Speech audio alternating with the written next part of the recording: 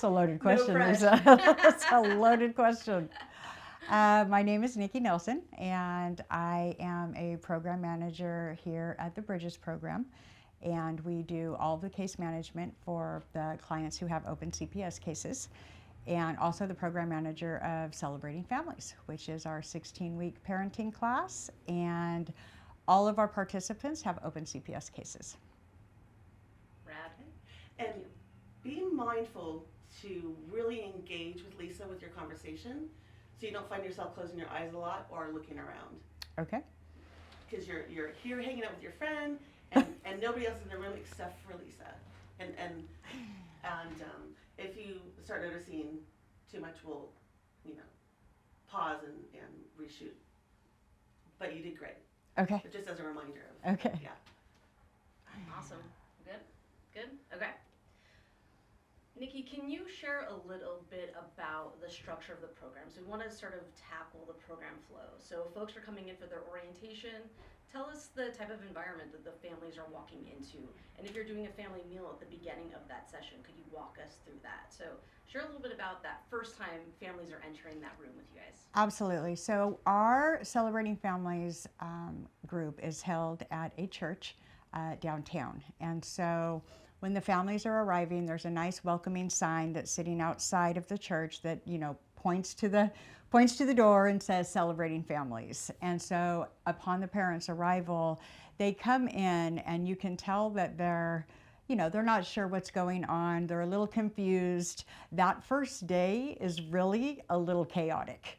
So I have my staff. My staff is very welcoming as they all come in.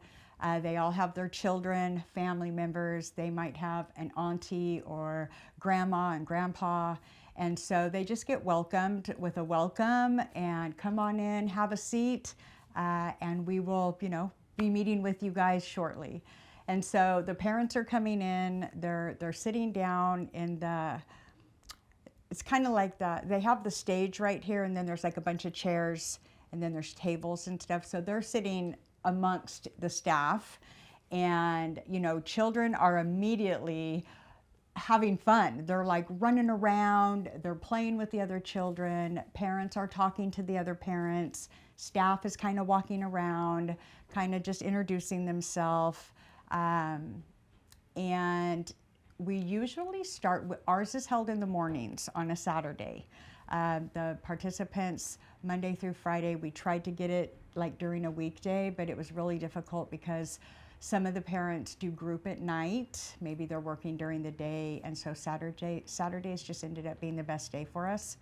And so they get there at about 10, and so that gives them 30 minutes to just kind of get comfortable. And then at about 10:30, I will go up on stage and I will welcome everybody, thank them for showing up, and do the little spill about Rosemary Tish and how Celebrating Families got started. And then I will bring all my facilitators up on stage and I will explain to them, for babies that aren't walking, all of our infants are going to go into the nursery, and then I introduce the facilitators, and I do that for each of the groups. And then at the end, I ask the parents to bring their children to the facilitators. The facilitators will then, walk to their groups, and the adults stay in that big room.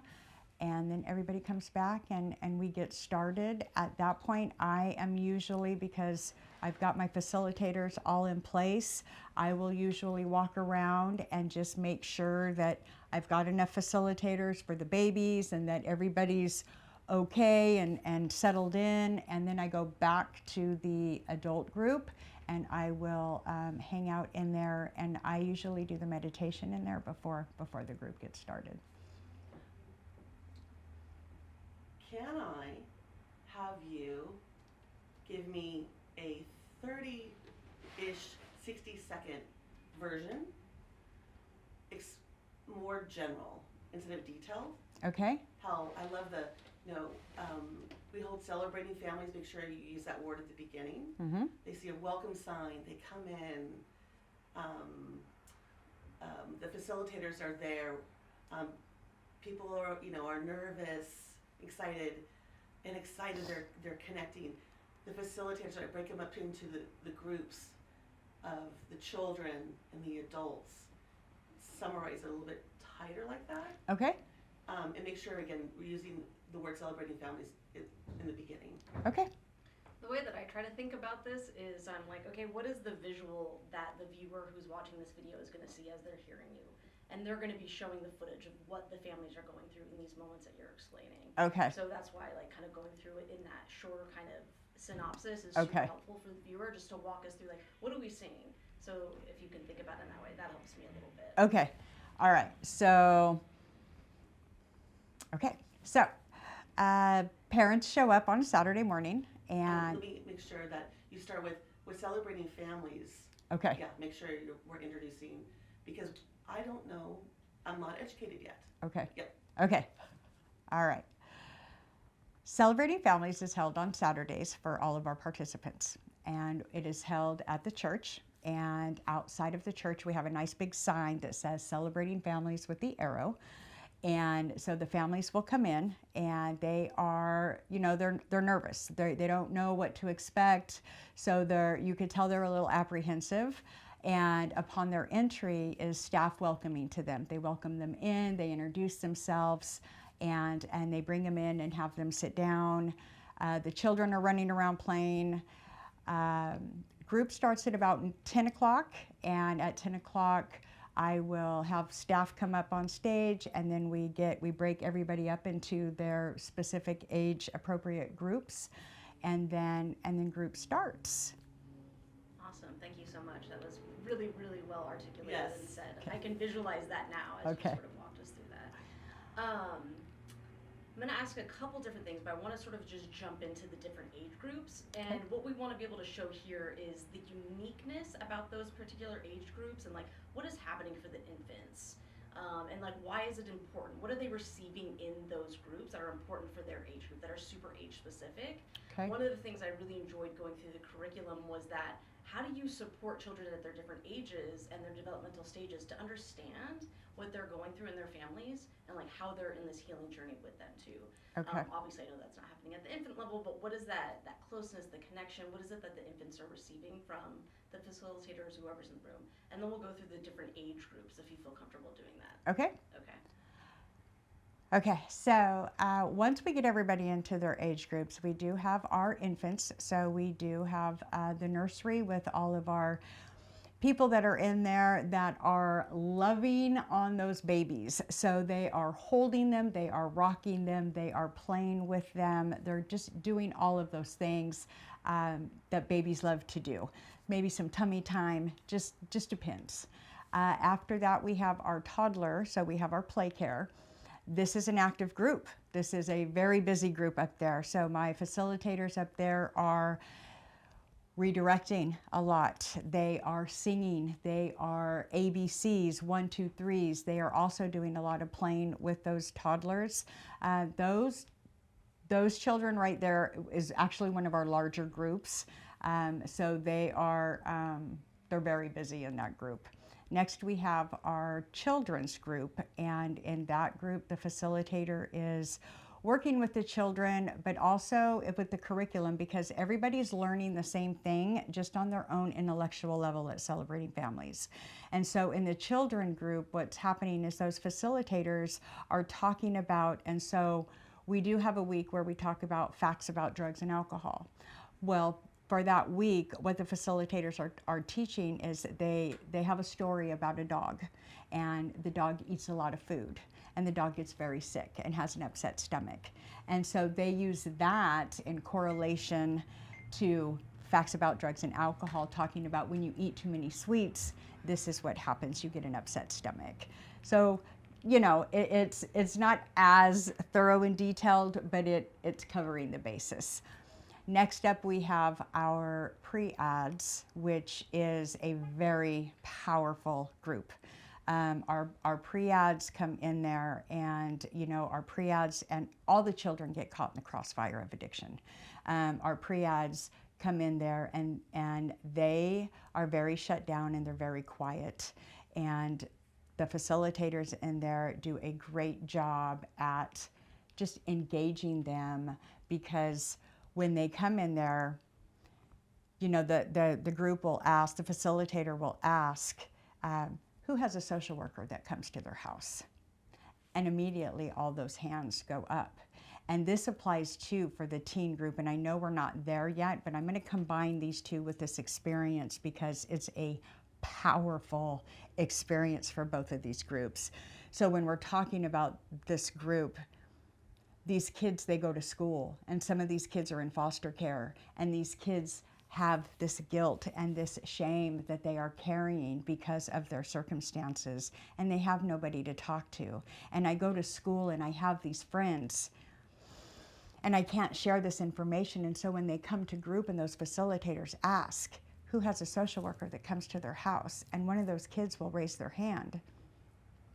And in that moment, this bond just happens, because when that child raises their hand, everybody in there raises their hand. And so now this group has an outlet, and it's powerful.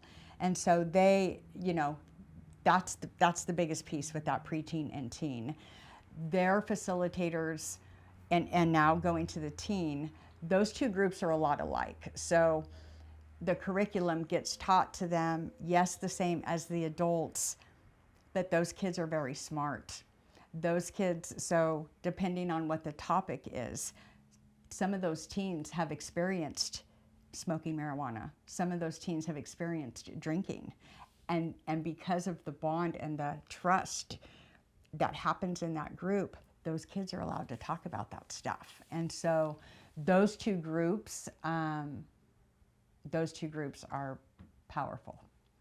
The adult group is also very powerful. That is my baby. The topics that get talked about in that group, they're real, right? Communication, anger management, all of those pieces. And I always like to share this story because before I was a program manager, I was the lead facilitator of that group. And with communication, I would always start that group with the question, how many screamers do I have in there? And mind you, all these parents have open CPS cases, so they're very, you know, they're leery. And then I'll raise my hand. And the second that I raise my hand, over half that group will raise their hand. And now I've connected with this group. And with that connection, am I able to get in? Because then the following question is, how many of you want to stop screaming at your kids? So those topics and self-disclosure, not a lot of self-disclosure, but enough to connect with the parents in there, gives us a very successful group. Awesome. So That well was said. so- Yeah. Just wanted to let you know that when she did her first point about the sweets and candy, I heard a ding on someone's phone. So I heard some, Well, this went off and your phone made noise. my phone? So in our children's group, of course, all of the groups are taught the same topic, just on their own intellectual level. And in our children's group, it's kind of fun because so an example would be, we do have 1 week where we talk about facts about drugs and alcohol. And the facilitators in there do a story about a dog that happens to eat too much candy, and how eating too much candy gives you a stomach ache. And so it's you know, it's not all the facts about drugs and alcohol, but it mirrors like what happens and not feeling well when you eat too much sweets. Awesome, thank you. I want to be able to now continue to walk our viewer through the experience. So we've talked about they coming into the space, doing the orientation, folks are separating into their groups. How is everyone coming back together, and what is unique about that experience for them? So they're all been in these different spaces, same kind of topics, different intellectual level. What's happening now when they're coming back together? Should we talk a little bit about those 4, how they do the positive, the strength philosophy? We could talk about the healthy living circle in a minute. Okay. Mhm. So after everybody is completed with group and it's time to get back together, after they come out, so the parents will go and they'll pick up their children out of the nursery and they'll grab their children out of play care. Everybody comes back together and the parents will go sit back at a table. Staff at that point then gets the trays. We have our food is catered. And so at that point, we begin serving our families. And staff will, after we get all the families served, staff will go and get their plates. And then we come out and sit at the table with them. We play a game called Roses and Thorns while we're sitting at the table because, well, as you know, technology is all over the place and everybody. So we ask that they keep their phones down and we play a game called Roses and Thorns. And roses is the best part of your day and thorns is the hardest part of your day. And asking those questions, they're open-ended questions. So what it does is it allows the family, your preteens and teens, because you know those little guys sometimes are hard to talk with at the table. And then of course the children, everybody gets to answer those questions. And before you know it, like the whole table is just talking about the best part of their day and the hardest part of their day. And after they're done eating, they pick up their blue cards and they're excused and they're able to go. Awesome. We'll come back to some components.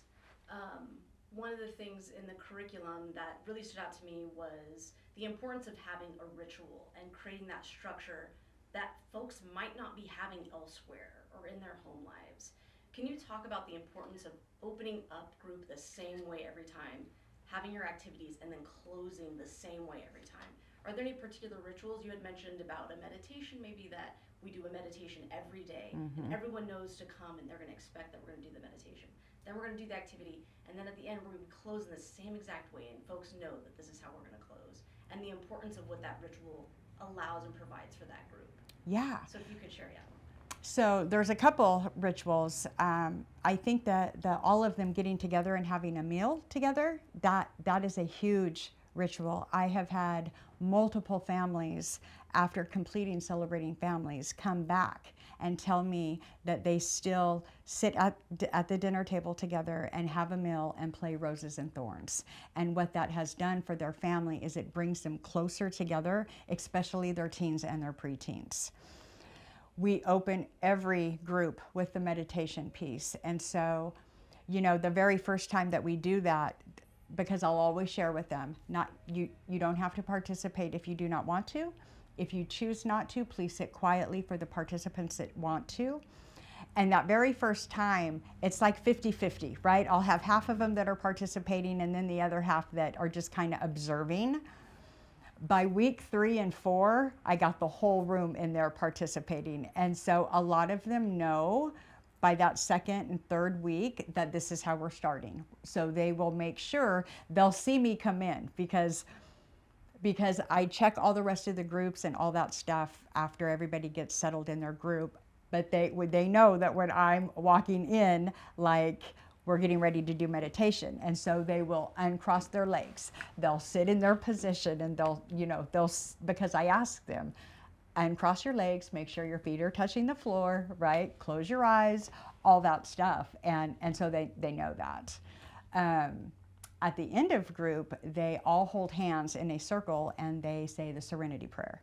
And that is a big piece for them as well. It's just a great closure for them. And it's also a moment where, you know, they are able to, they kind of ground themselves in and then they ground themselves going out to face their day. So it's just kind of a closure ritual and it allows them to, you know, bring in everything that they've just learned and be able to go on to the next part of Celebrating Families, which is the meal. Awesome. Okay.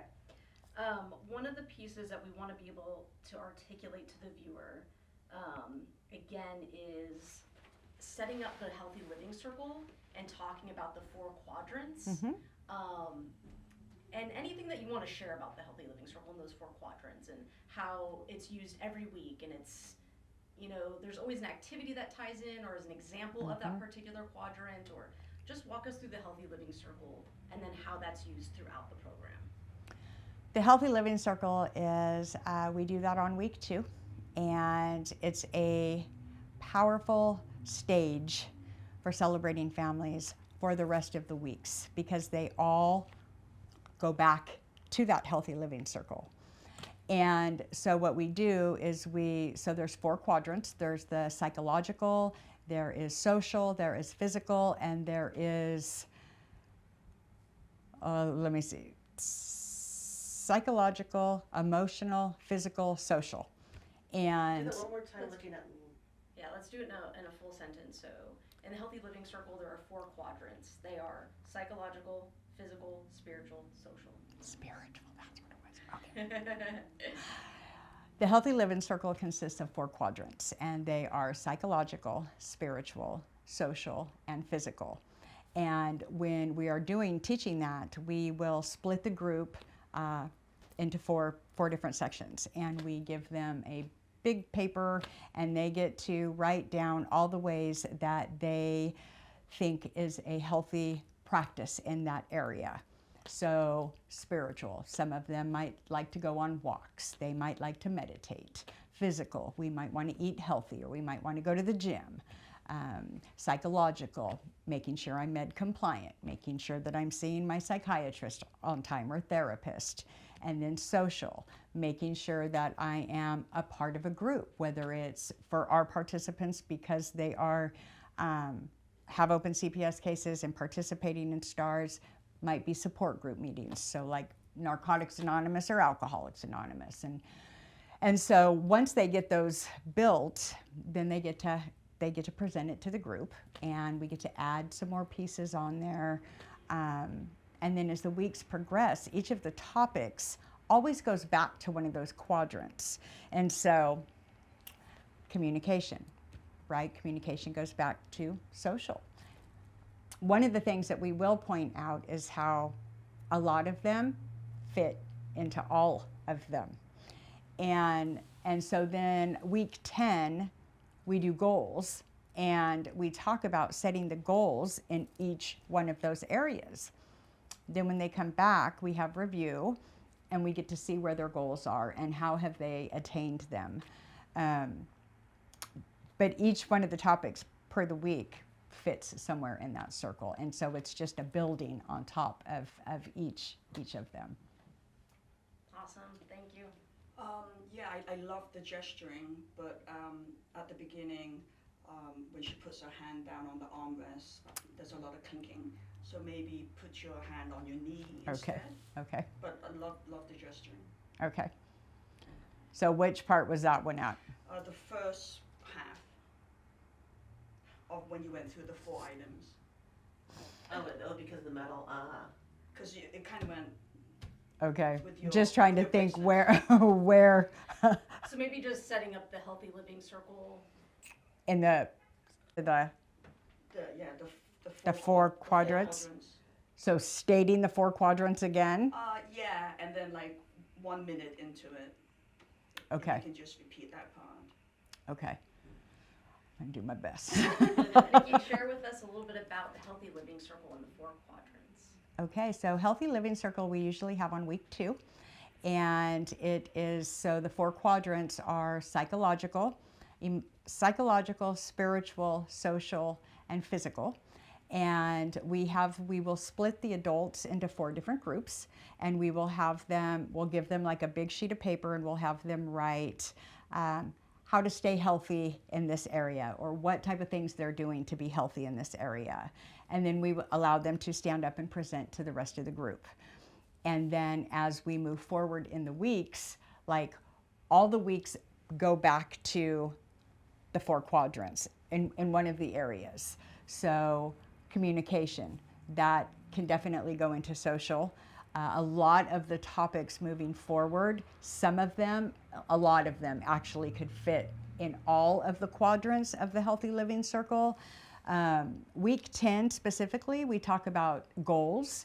And so we ask the parents, like, what goals are you setting in your physical? And that could look like going to the gym, could look like eating healthy. And then social, making sure they're going to their meetings, or having an outside support group. So it just kind of depends whatever one the families are working on, but there's usually always one. And then again, moving forward with the topics, they all go back to that, and they just keep building. Awesome. I think that recaptures that part. So thank you so much for going through that again. So the viewer of this is going to be potential county programs, new agencies that might be considering wanting to offer Celebrating Families. Okay. So we want to give them an idea of what makes Celebrating Families unique. Like, why is this a unique program and why should they choose it? So if you could just say, Celebrating Families is a unique program because it brings the whole family together, or whatever you think is the most powerful piece about it. Okay.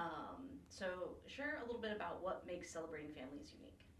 Celebrating Families is a very unique program in that definitely the whole family gets to come together. So if you have an auntie, you've got a grandma, grandpa, they can all participate. One thing about addiction is addiction definitely affects the whole family, and recovery can affect the whole family as well. When we're talking about Celebrating Families and the benefits of it, it's breaking a cycle. It's breaking cycles, generations and generations of addiction. And so to be able to include the whole family, that's a gift. It's a gift, and not a lot of parenting classes do that. Freaking nailed it. That Yeah. was so good. Yeah. God, that was so good. Okay. Let me refer to my list really quick because I got distracted by how spot on that was. So we want to share again about how to create that safe space, and you mentioned it earlier, of the facilitators being really vulnerable and kind of sharing their own story so that other folks feel like, okay, we're in this together. And again, I think that is what makes Celebrating Families super unique and is a real great value. So can you share a little bit about how you establish that trust by facilitators being vulnerable? Yeah. So another piece of Celebrating Families that I believe makes it very successful and unique is the facilitators. And my facilitators, all of my facilitators, have lived experience. And so with that lived experience, they are able to relate, like they are them. They are the participants. They just are in a different role. And so what that does for our participants is it allows them to drop that wall just a little bit, right? So, oh, you've experienced that too? Okay, yeah, let me tell you what this looked like when I was experiencing it. And in that, what happens is this phenomenal exchange of tools gets, and conversation takes place where, you never really know which one of those groups is going to be the one for the parent, right? Because there's always that one. Sometimes there's two, but there's always that one that just really hits home. And they wouldn't have that if those facilitators didn't have the lived experience and provided the safe space that they do, because our clients have to trust you before they even let you in. And Celebrating Families is one of those amazing parenting classes that when you bring it in, like you feel it. You feel it, and it's just that much. I don't know. It helps the change that much more. Awesome, thank you. I want to be able to identify some of the courses, right? So it's 16 weeks. That's a lot of material. Could you really quickly just summarize? It's Celebrating Families is a 16-week program. Maybe what some of those 16-week classes look like. So you talked about communication, healthy living, nutrition. What are some of the other topics that you could summarize super quick for us? Celebrating Families has an amazing lineup of topics. One of them, well, I'm going to share a couple of them with you. Feelings and defenses. That is that's a huge piece, because stepping out of addiction, we don't know how to feel. I know how to put up a defense, but I don't know how to feel. And Celebrating Families breaks that down and really kind of shows our participants, just some step-by-step pieces on how to identify that with their children, right? Because our children are the ones that really reap the rewards when we're healthy. And if I can't help my child process their feelings, chances are my child's going to go drink or use to numb them. Another great one is boundaries, right? Boundaries and healthy relationships, like those two are huge, because our life is, we have relationships throughout our whole entire life. And if I don't know how to set a boundary, then chances are you're going to be running all over me. So when we talk about boundaries, we talk about how boundaries teach people how to treat us. And that's a huge piece. You know, we also talk about your uniqueness and the learning differences, right? That's a huge one too, because learning differences run rampant in families that suffer from substance abuse. And so just being able to identify the processing or the, you know, where it is exactly that the breakdown is happening, and understanding that it might not be your child's fault. It might not be their fault that they don't understand what the teacher's talking about, because maybe as that information goes in, it gets jumbled up in that processing part, and they don't know how to organize it up here for it to make sense. You know, we have facts about drugs and alcohol. That's always an interesting one. Women's livers process differently than men's. So, you know, when we're talking about the topics in there, there's a wide range. There's a wide range of topics that are that apply to our real life, day-to-day living. Awesome. Could you briefly share maybe some of the tools or the skills that parents are learning? Some of the skills that the parents are learning from celebrating families is really how to fine-tune their values and their belief systems. They're also learning how to pause when agitated. They're learning how to use I statements and in their communication. They're learning how to set those boundaries. They're learning how to identify if my teenager is maybe venturing down that road, drinking on the weekends or something like that. They are learning how to identify triggers that could be going on for them. They're able to identify what's a healthy relationship and what isn't. What's a protective factor? What is a risk factor? And if I identify those, how to adjust, how to either remove it or get some protective factors in there so it looks different.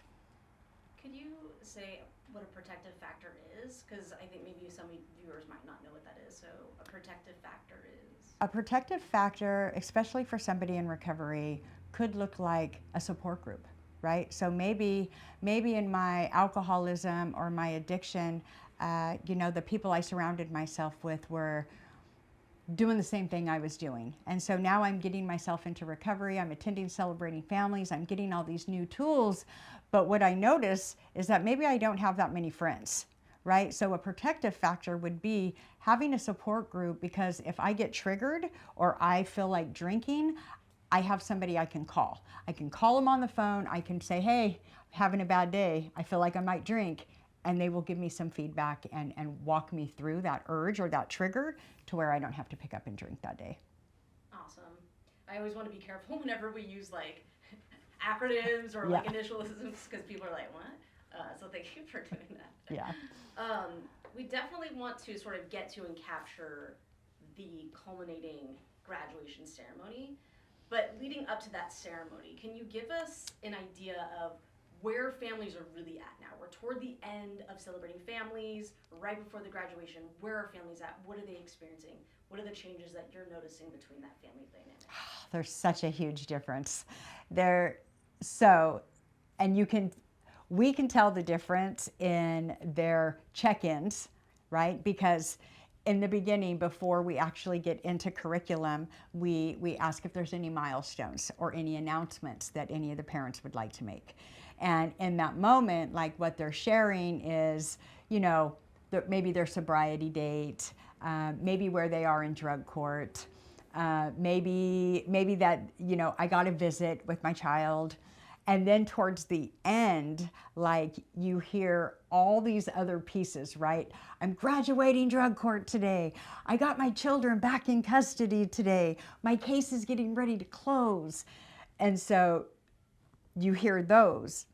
And then even in when they're sharing, right? So we're teaching the curriculum, they're participating, we're engaging, but you just hear the difference.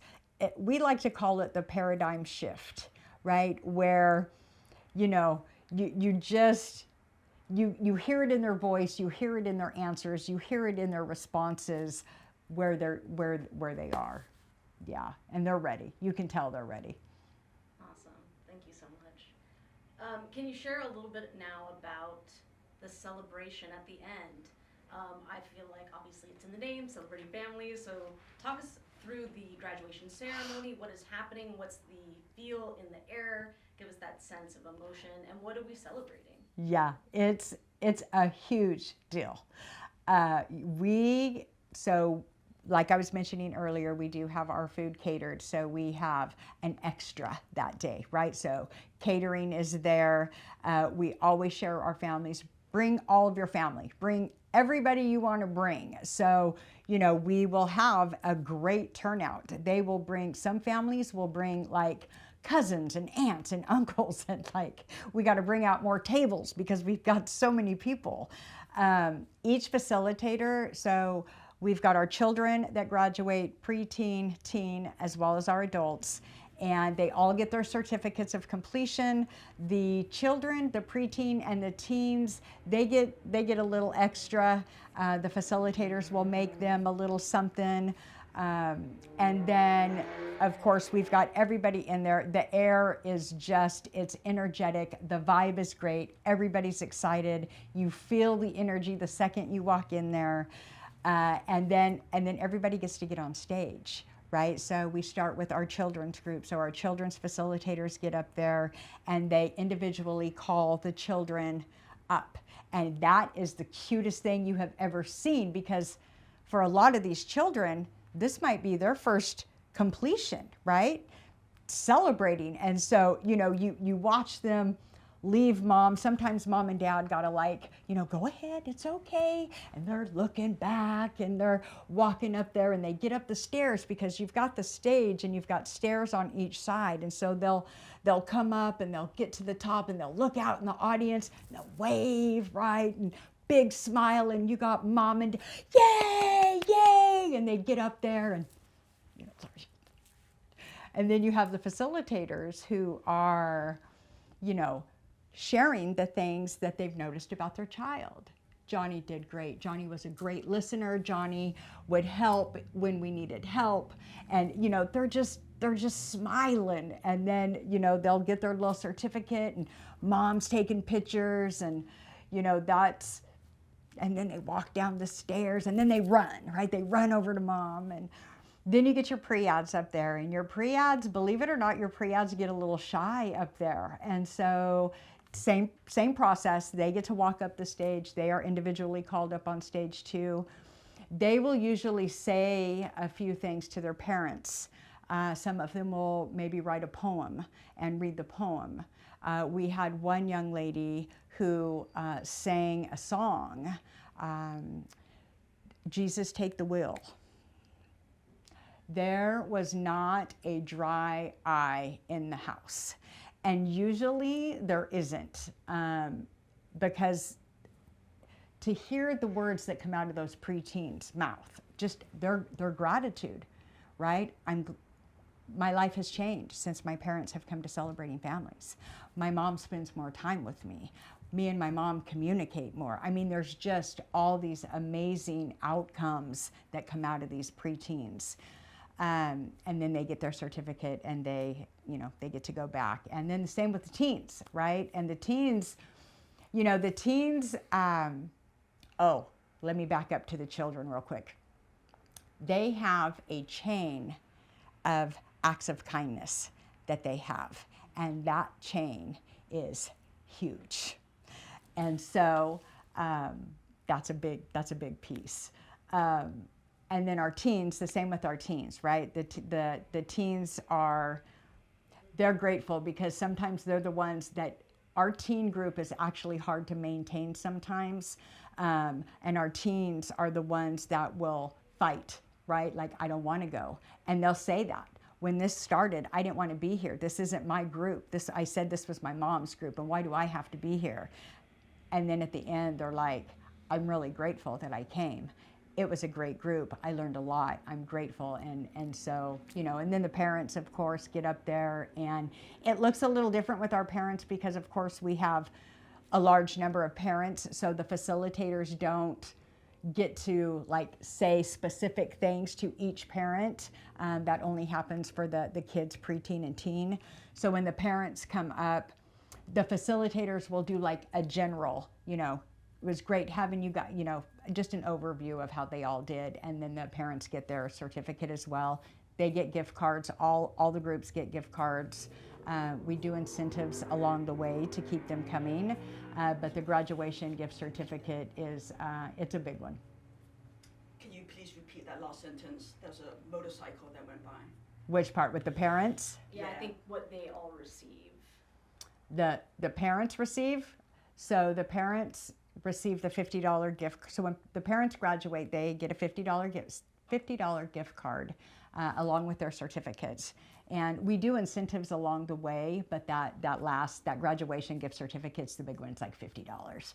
So, you know, they're all excited about that. And yeah, and then they are done too. And it's just, they hang out for a little bit, and everybody, one of the cool things too that happens amongst the parents is some of them will get together outside of celebrating families. So talking about that support group, like they'll barbecue together, they'll do all these pieces once celebrating families is over, which for their recovery is great long-term establishment, because now I've got this support group and we get to do fun things while we're clean and sober.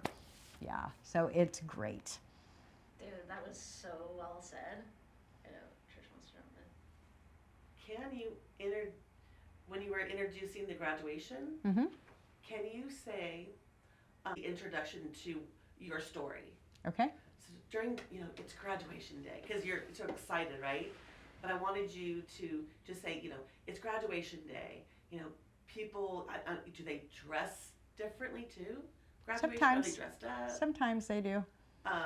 You know, they're feeling, they're nervous. But I just want to hear the word, it's graduation day. Okay. Okay. Okay. It's graduation day. Our parents are so excited. They show up, but they have all kinds of families. Some of them dress up really nice. Some of them are just normally dressed. But the energy and the vibe in the room is amazing. Like, you can just tell that everybody is really happy. They're excited. They're grateful that they are here, that they've completed. It's a great day. Nailed it. Awesome. One last thing. I don't know if this will be helpful, but the kindness, the Acts of kindness. acts of kindness, that's like a really great visual, and we do have the prop that Melissa gave us that shows it. So if we were to show that as a visual, like, what were we looking at? What is that process of what are the acts of kindness? So the children's group every week does an act of kindness. They write something on this paper. It goes on the chain. It's pre-ad, sorry. Pre-ad. Okay. Pre-ad, yeah. So walk us through the acts of Okay. kindness. So our pre-ad group likes to do acts of kindness, and what those acts of kindness look like is maybe they went with their parents to go feed the homeless. Maybe they helped mom do the dishes that day. Maybe they helped their sibling get dressed, or they helped their sibling with homework. The acts of kindness, it ranges. Sometimes it's as simple as, I listened to my mom today. I took out the trash. I didn't fight with my brother today. So they come up at the end of the session, at the end of the group, like they've got themselves a nice long chain. Awesome. Yeah. Thank you. One of the questions I'm asking everybody that I interview is, what is your hope for the future of celebrating families? The hope for my future for celebrating families is that it continues, that it never stops, and that it is able to reach, I think everybody on the planet should do celebrating families. I think that it is just a great course. I mean, you learn so much in it, and it teaches so many different things. So I would say that I hope that it reaches everybody that it needs to reach. Awesome. or should I cover all your topics? Love it. Okay. Yeah. Beautiful. Can I ask a question? Do it. Yeah. Yeah, just from a personal level, do you have any stories of how one or two students in particular that were just outstanding in how they progressed, or anything A success some of the story. students said that really, was heartwarming, or maybe even the story of the lady that we interviewed last week, how she's now come back and she's actually part of the staff. Do you have any personal stories like that? Yes, I'm just trying to think. Sure. I have a really powerful story with my daughter, actually. I don't know if you guys want to hear that one No. or if you want me to, because my daughter and I, so the very first, Only look at her. oh, okay, sorry. I asked the question. Tell me about your daughter. Okay, so our very first session, Hold on just a second. Okay. my daughter had just recently came home. She had been out of my care for about 2.5 years, and she had just recently came home. Celebrating Families had just started, and I brought her to, and she went into the pre-ad group. And in that group, and so when she came back, of course, there is the anger, that she was having a lot of emotions. Me and her were butting heads. I was fairly new in recovery myself, and throughout the process, like, we would have these moments because we both learned, right? Which was very powerful. I got to learn about the boundaries and the communication and how to talk with her and the feelings and defenses, being able to identify those pieces in her, to have a conversation with her. And on her end, she got to learn what it was like for me in my addiction and how it wasn't her fault, and it had really nothing to do with her, and it didn't mean that I didn't love her. It just meant that I was caught up in this addiction trying to do my best. And so when me and her would get together, we would be able to communicate, and I literally remember using like the I statements, right? And the I feel. And that little girl would look at me and she would she would be like, trying to hold back a laugh because we had never communicated like that. I was a screamer. That was all I knew how to do. And so I was practicing new tools. And her response would be her I statements because screaming back at me was the only thing she knew how to do. And so here we both were feeling corny because we're starting our sentences with I feel. And yet that was such a huge tool. And today, me and that little girl still talk like that. She's like 28 years old now. And we still communicate that way. And even in like the boundaries class, because she would tell me, shut up. And I knew we were in a comfortable setting. We were just kicking back watching TV. And I knew she wasn't really telling me to shut up. She was just playing with me. But in that moment, being back in her life and trying not to parent out of guilt, there was this huge piece of me that wanted to just let that slide and let it roll, and I didn't. And it took everything I had to set that boundary with her, and I got to tell her, you don't get to tell me to shut up. Oh, Mom, I'm just playing with you. I know you are, honey, but you don't get to tell me to shut up. And then, in another setting that was very similar to that, she would be like, dude, you don't get to call me dude. I'm not your dude. I'm your mom. And so in those moments of setting those boundaries with her, like today, her being 28 years old and me being 56 years old, like the ability for both of us to be able to set boundaries with one another, because if I set all of that aside and I just talk about a mom or a woman in recovery who had no idea what boundaries meant or even how to apply them, that is a very, very uncomfortable place to be, especially with the ones that you love the most. I can set a boundary with somebody at the store, somebody at the light rail, right? But when I have to set a boundary with my family member, somebody that I hold very dear, that's a really hard thing to do. And so, you know, me and her being able to go through Celebrating Families was a huge, huge saving grace for our relationship. Because me and that little girl have an amazing relationship today, and I owe that to Celebrating Families. I don't even think it could have been better said than that. Oh my God, freaking nailed it. Is she gonna be at graduation, I hope? My daughter? No. Darn. Like, I want video footage of you. Picture of the two of you now. Yeah, that I'm just forever grateful for Celebrating Families for that reason, because it really just helped shape our relationship with one another, because there was none, right? Like, I was drinking and doing all this, and that poor little girl just wanted a mom, and I was like too busy doing this, and then she got removed, and then she came home, and here I am, and sober, but I don't have any parenting skills, right? And so it was just this, it was an amazing experience, and I owe that all to Celebrating Families. Yeah. It's powerful. Powerful. Everybody should go through Celebrating Families. I agree. Regardless of addiction. I agree. Being present. Yeah, I absolutely agree. Yeah. Thank you so much. Absolutely. So appreciate it. There was a saying on Mother's Day that's on Share.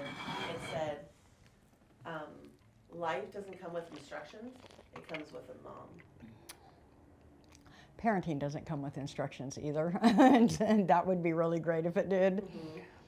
Because they go, here you go with your baby, good luck, right?